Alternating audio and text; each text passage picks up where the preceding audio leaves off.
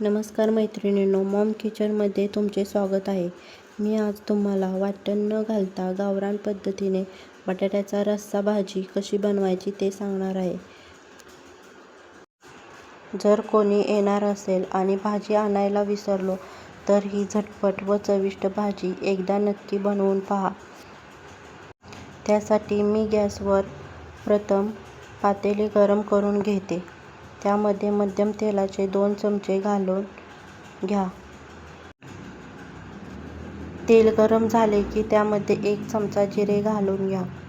नंतर त्यामध्ये कढीपत्ता घालून तो चांगला भाजून घ्या. नंतर 2 मध्यम आकाराचे कांदे कापून बारीक चिरून त्यामध्ये घाला. कांदा चांगला भाजून घ्या. कांदा लालसर होईपर्यंत भाजून घ्या. तोपर्यंत आपण इतर तयारी करूया. अशी बटाट्याची रस्सा भाजी पश्चिम महाराष्ट्रात खूप बनवली जाते.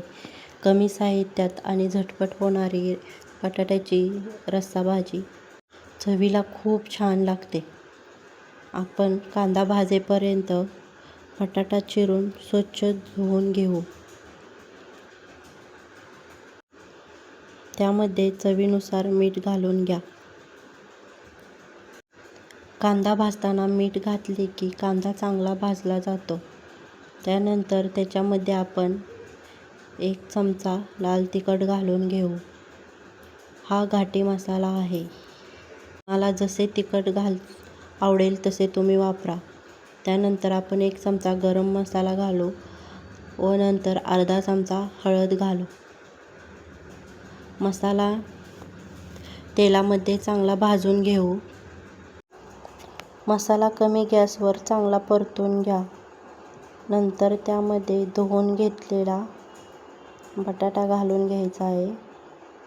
हे बघा, या पद्धतीने मसाला चांगला भाजून घ्या. मसाल्याला तेल सुटले की तो चांगला भाजला आहे हे समजते.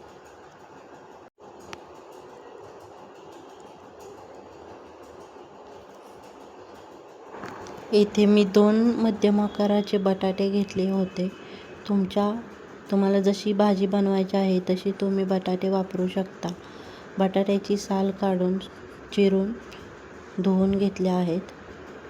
आपण मसाल्यामध्ये बटाटा घालून चांगला परतून घेऊ. बटाटा मसाल्यात आणि तेलात चांगला भाजून घेतल्यानंतर थोडा वेळ 2 ते 3 सेकंद बटाटा तेलात भाजून घ्या. त्यामध्ये 2 ग्लास पाणी घालून घेतले. मध्यम गॅसवर रस्सा चांगला शिजवून घ्या. रस्सा बनवत असताना नेहमी तो मध्यम किंवा कमी गॅसवर शिजवावा, म्हणजे त्यामध्ये त्याची चव उतरते. कोणतीही भाजी बनवत असताना आपण पाणी नेहमी गरम करून घ्यावे. गरम पाण्यामुळे भाजीची चव आहे अशी राहते आणि तेलही सुटते. हे पहा, अशा पद्धतीने तेल सुटते. भाजीला उकळी येईपर्यंत आपण शेंगदाणे भाजून घेऊ आणि ते थंड करून त्याचे कूट बनवून घेऊ. बटाट्याच्या भाजीमध्ये शेंगदाण्याचे कूट खूप छान लागते. भाजीला उकळी आलेली आहे हे पहा.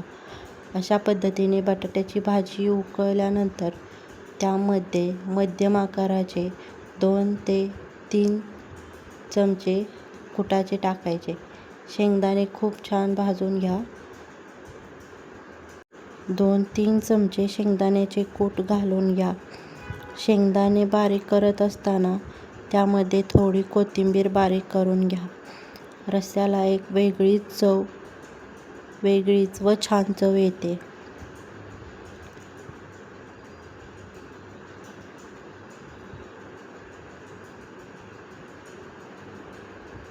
आपला बटाट्याचा रस्सा तयार आहे.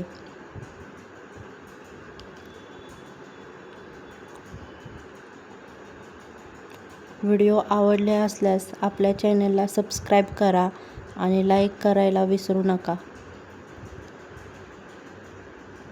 धन्यवाद.